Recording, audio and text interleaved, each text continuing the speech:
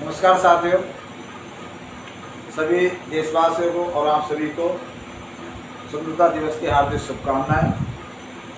आज हमारा देश 75वीं वर्षगांठ मना रहा है और इसी के उपलक्ष्य में माननीय प्रधानमंत्री मोदी जी ने लाल किले की प्राचीर से जो संदेश हम भारतीयों को दिया है, उस संदेश को हम संक्षिप्तीकरण में बहुत हल्के ढंग से अपने सिविल परिप्रेक्ष्य के ढंग से पढ़ेंगे। उन्होंने जय जवान, जय किसान, जय विज्ञान और जय अनुसंधान का एक नया नारा दिया है। इस नारे के क्या मायने हैं, हम उस नारे को कैसे अपने भारत देश के विकास में अपना सकते हैं, हम सब इन्हीं चीज़ों के विषय में वार्ता करेंगे। सर्वप्रथम प्रधानमंत्री मोदी जी ने राष्ट्रपिता महात्मा गांधी जी को श्रद्धांजलि अर्पित की। तत्पश्चात उन्होंने लाल किले की प्राचीर पर राष्ट्रध्वजारोहण किया। अपने कार्यक्रम को उन्होंने आगे बढ़ाते हुए भारत देशवासियों को जन संदेश दिया।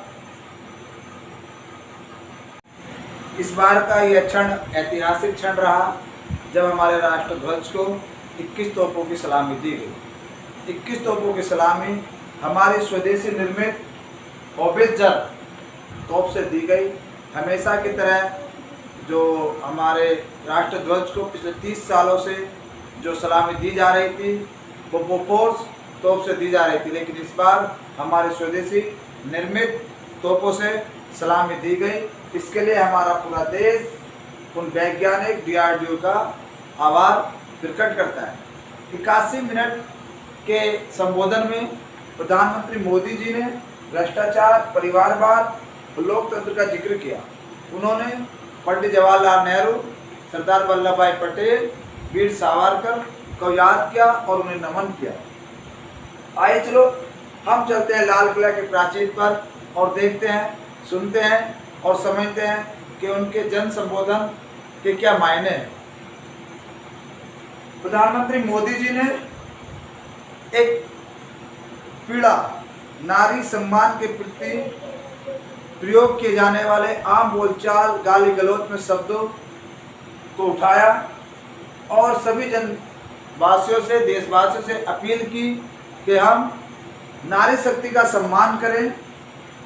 हम अपने बोलचाल की भाषा में जो हमारे विकृति वाले शब्द आ चुके हैं, जिनसे हमारी माताएं या बहनों की इज्जत और सम्मान पर आहट पहुंचती है, हम उन शब्दों का प्रयोग ना करें।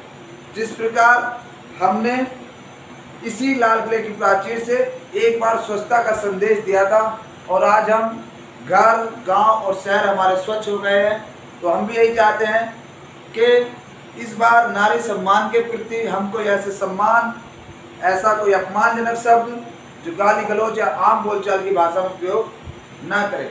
अपना व्यक्तित्व उस तरह का बनाएं कि एक महिला, एक औरत हमारे साथ सम्मान और सुरक्षित महसूस कर सके। आगे चलते हुए बताते हुए प्रधानमंत्री मोदी जी ने हमें पंच प्रण के लिए बोला है कि हमें प्रत्येक देशवासी को, प्रत्येक भारतवासी को इन 5 प्रण लेने हैं ताकि हम अपने वो सपने जो भारत को सोने नहीं देते 2047 तक पूरे कर सकें। वो सपने जो भारत को सोने नहीं देते 2047 तक पूरे कर सकें। इसलिए प्रत्येक नागरिक को, प्रत्येक देशवासी को आज 5 प्रण लेने होंगे। आइए क्या है 5 प्रण, इनके विषय में डिस्कस करते हैं। प्रधानमंत्री मोदी जी ने हमें जो 5 प्रण दिए हैं उन पर हम एक पर डिस्कस करते हैं। हमारा पहला 5 प्रण है विकसित भारत। हमें बड़ा सोचना होगा, हमारे उद्देश्य बड़े होंगे। हमने जिस प्रकार कोरोना टाइम में डॉक्टरों ने कोरोना पेशेंट को बचाया है, अपनी जान की परवाह न करते हुए उन्होंने कोरोना पेशेंट की जिस तरह सेवा की है, सेवा भाव दिखाया, इसके लिए वे हमारे रियल हीरो बन जाते हैं। हमारे वैज्ञानिकों ने दवाइयों का नया अनुसंधान किए, नई नई चीज़ों की खोज की। इसलिए आज हमें हमारे प्रत्येक देशवासी को, उन डॉक्टरों को, उन वैज्ञानिकों को अपने दिल में बसाना होगा और उन्हें एक रियल हीरो मानना होगा। इसीलिए आज हम एक नए नारे के साथ जय जवान, जय किसान, जय विज्ञान और जय अनुसंधान जोड़ते हैं। दूसरा हमारा प्रण रहा गुलामी से मुक्ति।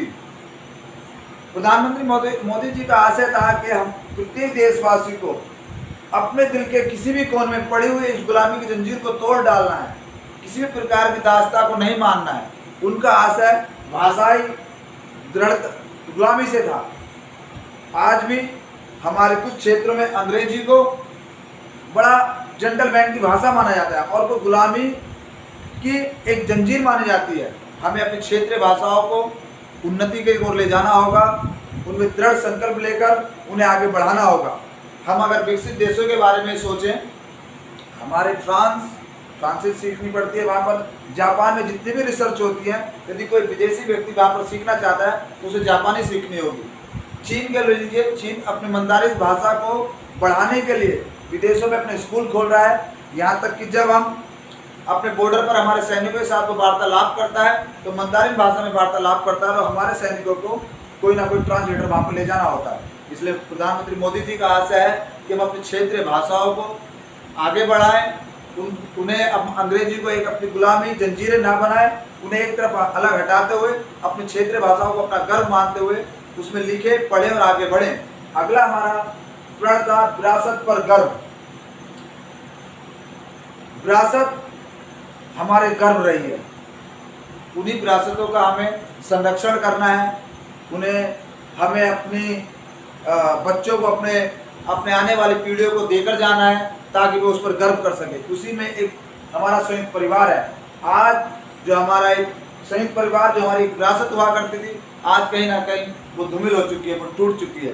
प्रधानमंत्री नरेंद्र मोदी जी ने अपने आशय में हमें बताया कि संयुक्त परिवार में जब बच्चे पैदा होते थे और बड़े हो जाते थे तो माँ बाप को पता नहीं चल पाता था कि वे कब बड़े हो गए, क्योंकि वे अपने रोज के आवश्यक वस्तुएं, आवश्यक चीज़ें अपने दादा दादी जी के साथ रहकर करते थे। परंतु आज शहरीकरण की दौड़ में कहीं ना कहीं हम अपने संयुक्त परिवार को भूल चुके हैं।